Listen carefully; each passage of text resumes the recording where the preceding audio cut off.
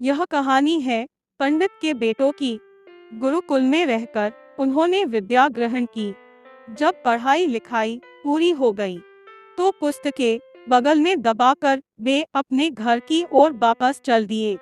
कुछ दूर चलने के बाद रास्ते में एक मोड़ रास्ता आया, तो चारों उलझन में पड़ गए कि हमें कौन से रास्ते पर जाना है। वे चारों भाई बैठकर यह समस्या पर विचार करने लगे। तभी उसी रास्ते पर नीची कास्ट के लोग किसी मरे व्यक्ति का शमशान घाट की ओर ले जाते दिखाई दिए। फिर एक ब्राह्मण के पुत्र ने अपनी पुस्तक खोली और जोर से उस पुस्तक को पढ़ा। जिस रास्ते पर महाजन जाए उसी रास्ते पर जाना चाहिए। बस फिर क्या था, चारों के चारों उन महाजनों के साथ साथ शमशान घाट पर जा पहुँचे। शमशान घाट पर पहुंचकर उन्होंने वहां पर एक गधा देखा। फिर दूसरे ब्राह्मण के पुत्र ने अपनी पुस्तक खोली और उस पुस्तक को पढ़ा। उत्सव में, विपत्ति में, बुरे समय में, शत्रु के दुखी करने पर, राजा के द्वार पर और शमशान में जो खड़ा हो वहाँ भाई है। फिर क्या था, शमशान में खड़े गधे को अपना भाई मान लिया। कोई उस गधे को गले लगाने लगा तो कोई प्यार से गधे को सहलाने लगा और फिर उस गधे को अपने साथ लेकर चल दिए। तभी अचानक सामने से ऊंट आते दिखाई दिया। अब उन चारों में से तीसरे की बारी आई। उसने अपनी पुस्तक खोली और पढ़ा कि धर्म चाल तेज होती है। आहा, यानी कि ऊंट भी तेज चल रहा है। उन सबने तेज ऊंट को अपना धर्म मान लिया उसी क्षण।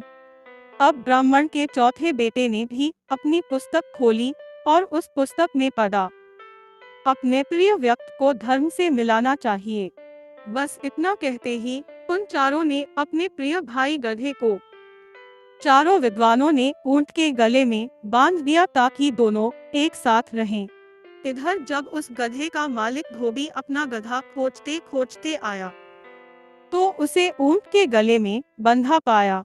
गधे का मालिक ब्राह्मण के उन चारों बेटों को मारने दौड़ा, तो वे वहां से भागे। वहां से भागने के बाद आगे जाकर वे नदी के किनारे जा पहुंचे।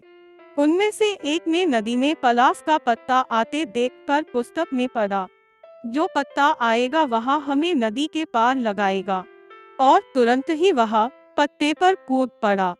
नदी की तेज धारा उसे बहाने लगी। अब दूसरे ने देखा कि नदी की तेज धारा बहा ले जा रही है, तो उसने अपनी पुस्तक खोलकर पढ़ा, सर्वनाश आने पर विद्वान लोग आधा छोड़ देते हैं। यह पढ़कर उसने बहते हुए ब्राह्मण की चोटी पकड़कर उसका सिर काट लिया। अब बचे तीन सोच विचार कर एक गांव में जा पहुँचे। वहां पहुंचने पर गांव के लोगों ने उन विद्वानों को अलग अलग घरों में भोजन के लिए आमंत्रित किया। एक को भी और सिबैया परोसी गई। उसने अपनी पुस्तक में पढ़ा, दीर्घ सूत्री आलसी या लंबे झुंड वाला नष्ट हो जाता है। यहाँ पढ़कर बिना भोजन किए ही वहाँ उठ गया।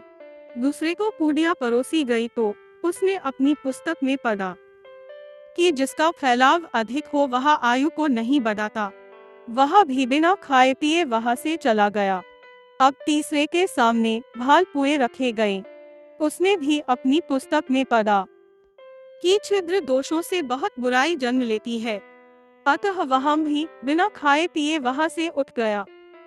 अब सारे गांव वालों ने उन ब्राह्मण के पुत्रों की खूब हंसी उड़ाई कि पढ़े लिखे होने के बावजूद भी उल्टे सीधे अर्थ निकाले और अपनी बुद्धि का जरा सा भी प्रयोग नहीं किया और अपनी खुद हंसी उड़वाई। कहानी आप सभी को कैसी लगी हमें कमेंट में अवश्य बताएं। भाई, हमारे चैनल को लाइक और फॉलो करना